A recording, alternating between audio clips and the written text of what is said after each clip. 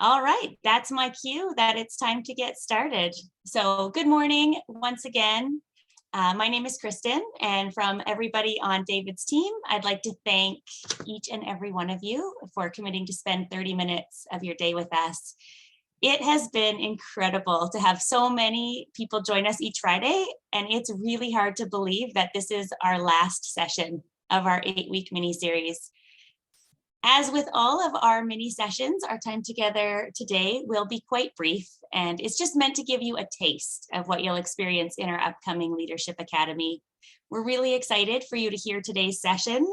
There's a lot of excellent content, and we're very confident that you'll take away something that's going to help you in your leadership and your life. As many of you will already know, David has more than 35 years of experience as a family therapist, workshop facilitator, lecturer, and advisor to leadership executives from all over the world. He's published several books, worked with CEOs from companies such as WestJet, Investors Group, Lilydale, and PharmaSave, and presented to countless organizations over the years. David has a genuine gift for connecting people with the best versions of themselves, and his passion to help leaders lead more authentically is evident in everything that he does. This mini-series is just one of the many ways that David is able to share his message, his knowledge, and his passion with as many people as possible. In April's Academy, David will be diving into today's topics, as well as several others in much greater depth. We know it's going to be an engaging, unique experience, and it's truly going to create an opportunity for transformation. As you listen to today's session, you may feel that you're called to join us for the Academy. We would love to have you. Many of you have already signed up to join us, and it's just been overwhelming and so exciting to see the response for the Academy. Although the mini-series is coming to an end, we do a monthly webinar that we welcome you to join us at if you haven't joined us there before. We'll be posting the link to that in the chat in today's session. And when it comes to leadership and learning, the journey and the responsibility never end. So thank you again for joining us today.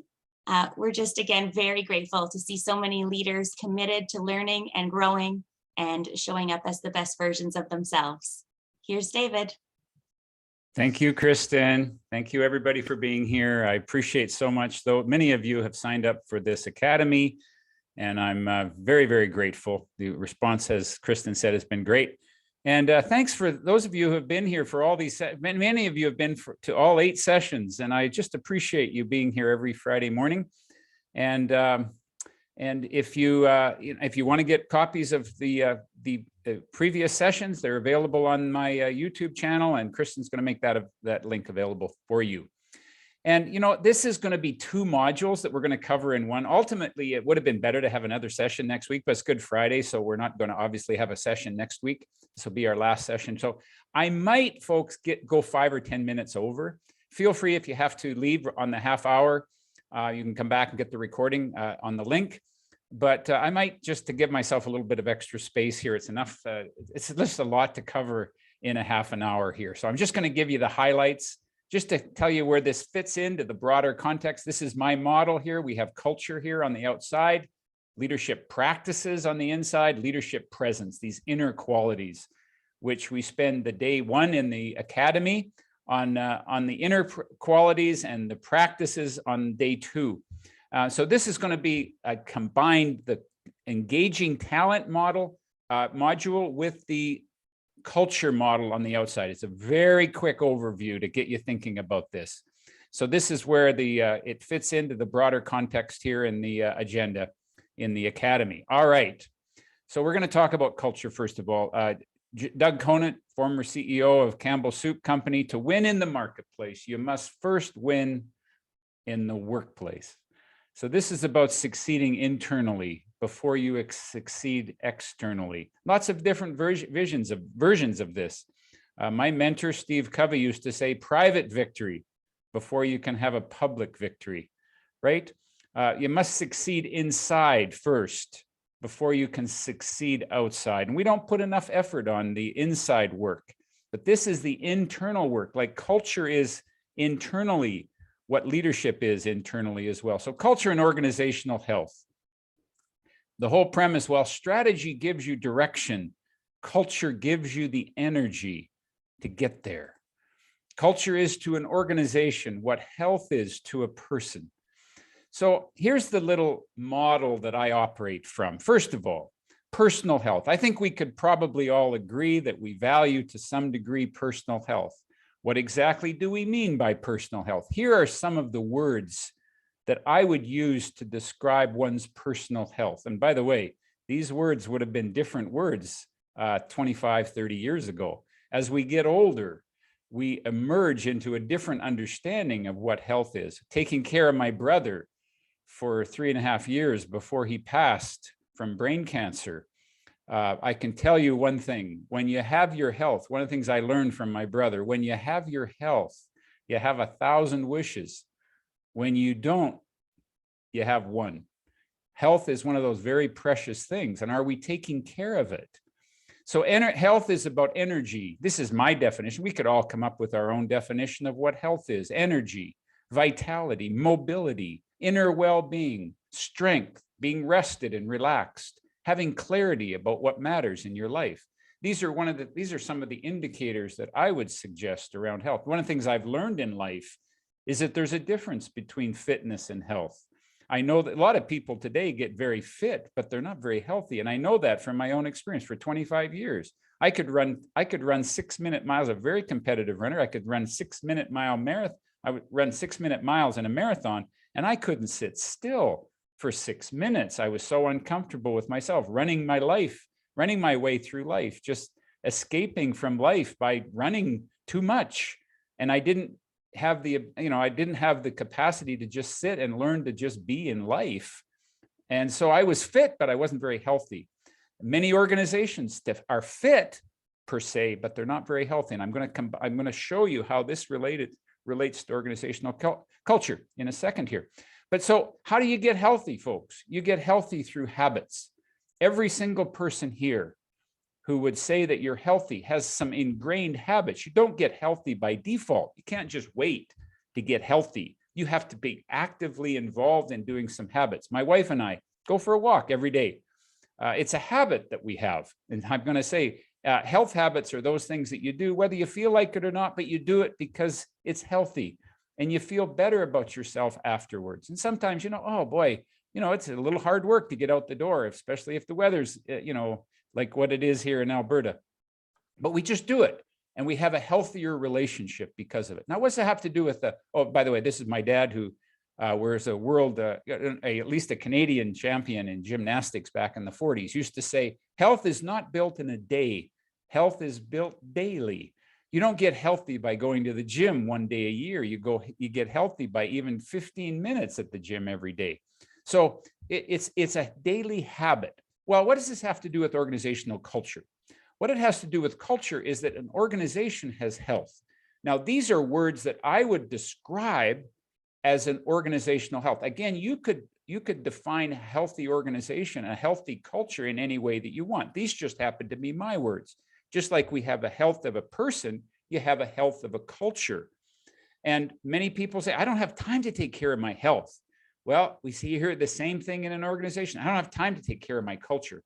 Folks, you're going to have a culture anyway. The question is, are you going to be doing it by default or are you going to be doing it by design? You're going to have health anyway. Are you going to do it by default or are you going to do it by design? So here are my words that would describe a healthy culture. High trust.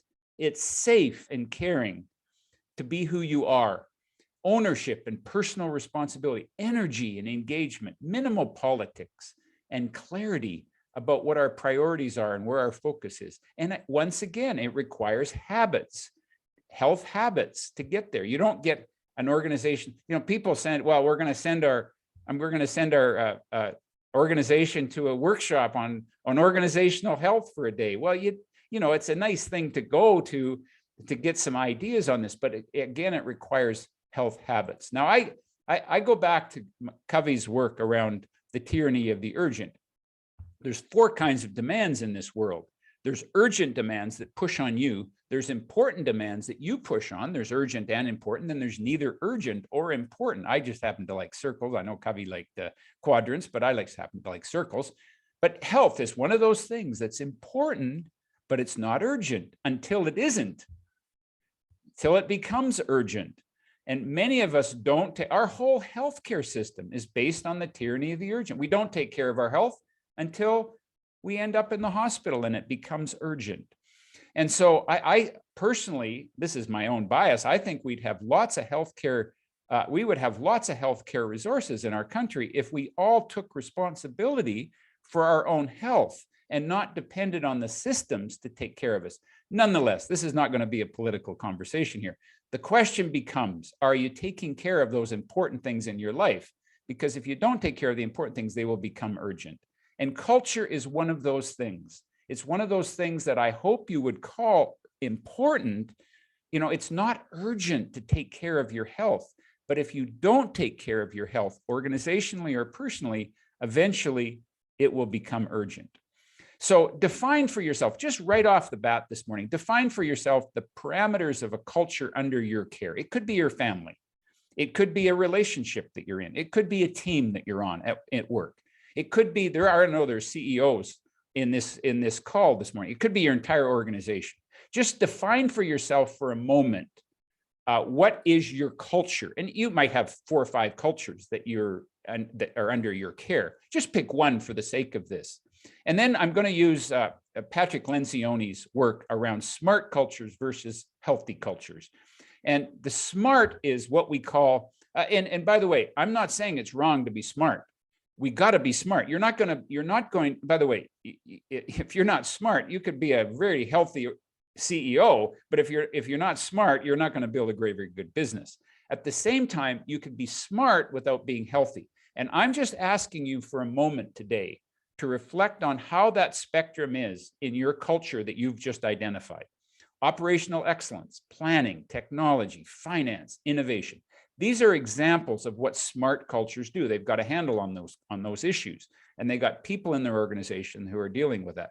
But here's again, the healthy culture, which I just outlined for you. High trust, safe and caring, ownership and personal responsibility, energy and engagement, minimal politics, clarity. How healthy right now is your culture? Now, in the academy, we're going to dive into this much more deeply, where we get into measuring. How do you measure this? How do you measure the health of your culture? But start to have conversations about this. At least bring it out into the light and start to say, hey, how healthy are we? And do we feel safe enough to even have that conversation? I use this as an example because oftentimes, as you can tell the health of a family by the health of the marriage. And anybody here who has raised children understands that you can get so busy in the operations of your family that you don't pay attention to the health of your relationship. You can just get so busy. And this is what happens in organizations. We get so busy with the operations. And by the way, this is my little vague attempt at something. Apparently I've done something to upset you. This is a couple here who didn't pay attention to the health of their relationship. You know, my wife and I went to have had a habit for years of going to marriage and enrichment workshops. And one of the things that we learned years ago in a marriage enrichment workshop is develop a habit of going on a date once a week. It's one of those health habits to take care of the health of your relationship, and ask each other when you go on a date once a week, how's life been since the last time we talked? Many couples, you know, we spend our time dealing with the operations, getting our kids places, etc., managing the household chores, that we forget to pay attention to the culture in our marriage, in our significant relationship. So again, stop and ask yourself, what are you doing to pay attention to the health of your culture that you work and live with? Now, I want to move now to the second half of the presentation, which is all about engagement, which is a key component to the health of a culture, is how engaged are people in this organization. And frankly, we've been talking about employee engagement for at least a generation. And I'm not sure that we have really moved the needle that far in terms of really understanding what does it mean to be engaged. And engagement is a key indicator of a healthy culture, is how engaged people are. So I'm going to define for a moment engagement, which is the desire and capacity of team members to go the extra mile to help their organization succeed while finding meaning and significance in the work that they do. This is my definition of what engagement is. So again, how healthy is your culture and how engaged is your culture? So I go back to my daughter. Now, this daughter, by the way, is now 26. But I think we all, for those of us who hang around kids, understand that kids have a lot of what we call life force. They got a lot of energy. And I know there's some educators on here, and many educators tell me they just like to go into the kindergarten class as very often as a time of refreshment, because it just gets them back to, what's the importance of this work and, why we do what we do. But we have this thing called the life force, this energy. Now, that age is not necessarily a detriment to life force. In fact, I would just look around your organization and find, or in your life, and say, who in your life right now has life force? And I find it fascinating because despite this pandemic and despite our isolation, we still get people that have maintained their energy, their passion. I can tell you, Kristen is one of these people who has life force. Her energy is contagious. She spews energy in our whole team. And so I'm always curious, where does that life force come from? It doesn't come from being motivated by somebody else. Now, you do create a healthy culture that enables the life force to grow. It's like being a gardener. I compare leadership to gardening, where you foster the kind of environment where people can thrive. But I just would ask you for a moment, how is your own energy level? The Sanskrit language calls this Agni, your life energy, your inner flame. How is that? You can call it your spiritual life, your inner flame.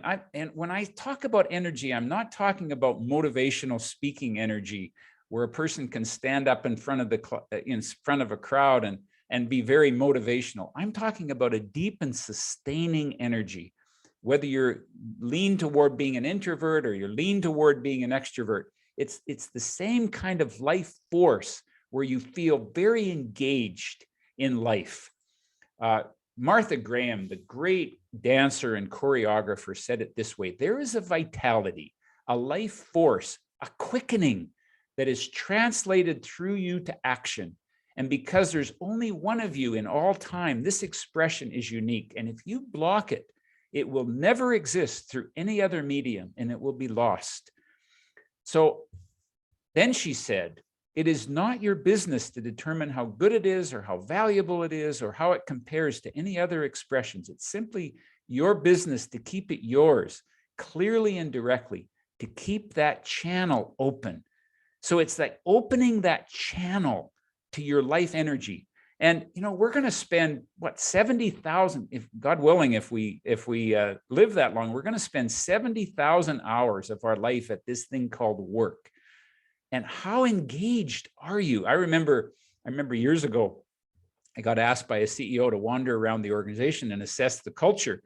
And I remember this one person was sitting in his cubicle with a screensaver, and the screensaver had this number on it. And I asked him, what's with the number? And he says, oh, that's how many days I have left until I retire. Now, that may not be such a bad thing, except the guy had like 4,000 days. And that's how he was just counting the days until he retired. The only thing he had to look forward to on Monday is he got to knock 2 days off on the weekend. Folks, life is too short. We're going to spend a big chunk of our time at this thing called work. Now, I understand there has been a big migration in this pandemic where people have moved away from organizations, where people have started to take ownership for their life energy. My premise, and if you have to follow your authentic voice and you say, I can't live in this organization anymore and really live my voice, I think that we shortchange people by at least not assessing properly before that person leaves. Have you had a conversation with them about their life force, about their energy, and about how this organization might be able to better support them to find their life energy and their life force, and so that they can bring more of who they are? And there's obviously, I've had my own business now since the early 80s. So I've been in business coming this year, it'll be 40 years. So I understand that this need for some people to have their own spirit, but and find their own workplace away from their organization. But what if we could create an organizational culture where people could realize their life force now, where they're at? This is Gary Zukov, when the deepest part of you becomes engaged in what you're doing, when what you do serves both yourself and others, when you do not tire on the inside, but seek the sweet satisfaction of your life and your work, what then? Then you're doing what you're meant to be doing. How many of you in all your years of working in an organization have ever had a boss sit down with you and said, how is your sweet satisfaction?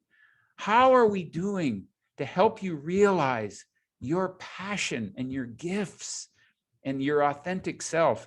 Now, maybe they didn't use those words. I don't care what words we use, but we got to get to people's heart to get people engaged.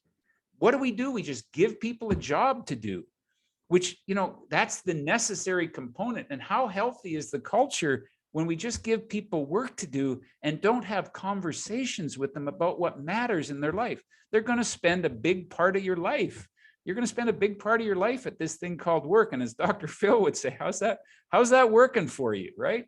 So I look at 4 conditions for keeping engagement, for keeping your life force strong in an organization. And by the way, this is true in a family. By the way, this is what, you can say, how's your life force in your family? You got teenagers, how are we doing to support the life force of, it's tough. I've raised 3 teenage girls. I understand it's tough accessing life force, but this has to be first and foremost on our minds. So number 1, and by the way, we're not going to go through all 4 of these. I'm just going to finish off this morning talking about alignment. But first of all, we delve very much more deeply into these in the academy. First of all, safety. People have to feel safe. If you don't feel physically or psychologically safe, you are just not going to be engaged. It's not in your brain. Your brain, to be engaged, it requires high level functioning in your brain. And if you're not feeling safe, you're going to be in your fight and flight mode. Your brain's just not capable of being engaged. You got to feel safe. Number 2, you got to feel connected. You got to connect with each other. You got to feel as though we're in this together. We got to feel like we belong. Number 3 is personal responsibilities. Not all up to the boss. I'm going to delve very deeply into this. What is your own personal responsibility to bring engagement to the culture? Don't just come to the culture and expect it to happen to you. We all have a personal responsibility to be engaged. Culture isn't something that's done to you. It's done with you. Next time you walk into a store, you want good customer service. You can walk in and complain about the lack of culture and the bad service. Give what you expect. This is the bottom line around personal responsibility. Be the change that you expect. It's what we call the echo principle, which is what you give out will come back. You want good service, go and be of good service to the customer service person. And just watch, to take responsibility to engage yourself in that culture. Don't wait for the culture to happen to you. And people say, well, why should I have to give good customer service to the customer service person? Well, do you want to be right or do you want to be happy? It's about personal responsibility where we move in and to a culture and own it. Own that culture. You walk into a store, own that. You're now part of that culture. Own that and say, I'm going to contribute to this culture. Your attitude will have a lot to do with the health of the culture. Don't just wait for that to happen. Get engaged. And then finally, alignment. And this is where I want to spend just the last 5 or 10 minutes in this session, is this whole notion of alignment.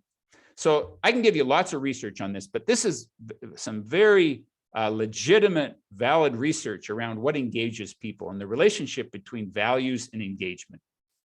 So over on the vertical side, we have clarity about organizational values. On the horizontal side, we have clarity about personal values. Now, I think it's pretty obvious to all of us, which quadrant are we going to get people the most engaged? It's going to be in quadrant B. Which quadrant are we going to get people least engaged? Is quadrant C. That's pretty obvious. That didn't surprise us in reading this in this research. But here's what surprised us. The quadrant D, in other words, when you're clear about your own values, even if you don't know what the corporate values are, if you're clear about your own values, you are almost as engaged as if you are clear about the corporate and organizational values. And if you aren't clear about your own personal values, you're going to be almost as disengaged as people who are neither clear about personal or organizational values. Now, what does that mean? When it comes to employee engagement, organizational values mean squat. They really don't have much leverage. They have a leverage for understanding how the organization can get aligned around values and what we expect around values and who we hire and who we promote when you're clear about it. I'm going to talk a lot in my academy around the difference between values and value statements. Everybody's got value statements, but very few people really have deep-seated values that we hold each other to account to live those values. But that's getting off on another topic. But what I really want to say is you got to get clear around personal values. So one of the questions that I would ask is, how are you consciously bringing your own values to work? Number one. Number two, how are you connecting to your team's values? What conversations have you had in the last couple of months that connects people to their personal values? Hey, how are we doing here with what do you value? When's the last time you had a conversation with one of your team members about just simply what they value in their personal life and their work life? When they come to work, what do they value? Now, they may not want to talk about their personal values. That's fine. But what do you value when you come to work? You're going to spend a good part of your life here. You're going to spend more time here than you will with many of your family members. We better know what you value. By the way, think of this in terms of a marriage or a significant relationship. When's the last time you had a conversation with your significant other about what they value? I mean, we just kind of take this stuff for granted instead of making it explicit. And what we're learning from this slide here is you got to know what people value, because that's what ultimately is going to get people engaged, is when they're living their values in their workplace. So the Japanese had it this way. They had this word called Ikigai, which is your reason for being. And it's where your gifts align with your passion, align with your contribution. So we're going to spend a fair bit of time in the academy around digging more deeply into this. What your gifts, what do you do well that you don't remember learning? These are your gifts, and we're not used to tapping into our gifts. You know, what are your unique abilities, your talents? And what's your passion? These are questions that we typically are not, you know, we just aren't, it's an undeveloped muscle for us to even know this in ourselves or in our team. So we just don't have these kind of conversations. And then we wonder why people don't get engaged. And just ask yourself this question in the last week. What percentage of your time was in your sweet spot? This is your sweet spot where those three things intersect. Now, I had an accountant ask me once, what's the right number? You know, which is a typical good accounting question. Well, you know, of course there is no right number, but that would be an interesting question. What percentage of your time? Now, it's not possible. I don't think it's unrealistic to think that 100% of your work is going to be in your sweet spot. Sometimes you just got to roll up your sleeves and do the chores, and it's not necessarily in your passion, but the work's got to get done. No problem. But what if you said 20% was in my sweet spot? What if we could have an agreement that in the next year, we could get that up to 30%? Now, my question is if it's only 20%, no problem. Where's the other 80%? Well, it's at home. It's in my personal. I remember meeting a lawyer on a plane once, and he asked me what I did. And I said, well, I help people connect with their authentic self so that they can get fully engaged and make a difference in the world. And he says, what the heck does that mean? So we started to talk about what was in his sweet spot. And what he said is his real sweet spot was playing in a band on the weekend. And I said, well, what does that have to, and he has a law practice. And he says, my law practice just supports my habit to be in the band on the weekend. So his sweet spot is at home for the most part. But I helped him build a link between how his band is, his musical ability actually helps him be a better lawyer.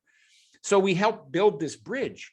So regardless, folks, I digress here, but regardless, what I mean here is that we have to get this in line. So it may be that your sweet spot is at home and that you really have in your personal life where you really live this. Then don't complain about your work, because your work provides a place for you to live your real Ikigai, as we say. Your reason for being is away from work.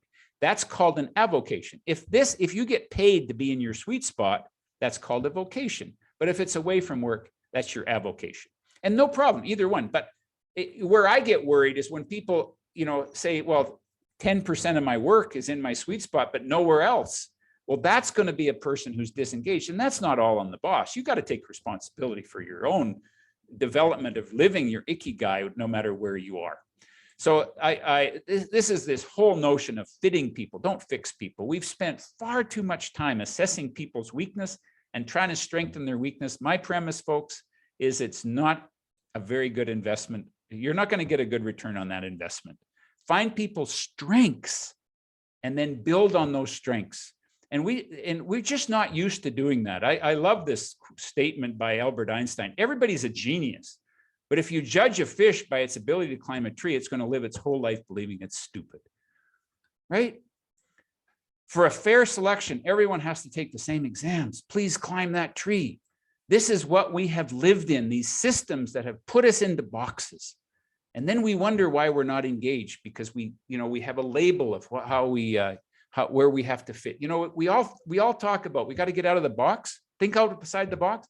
Folks, how do we get out of the box to begin with?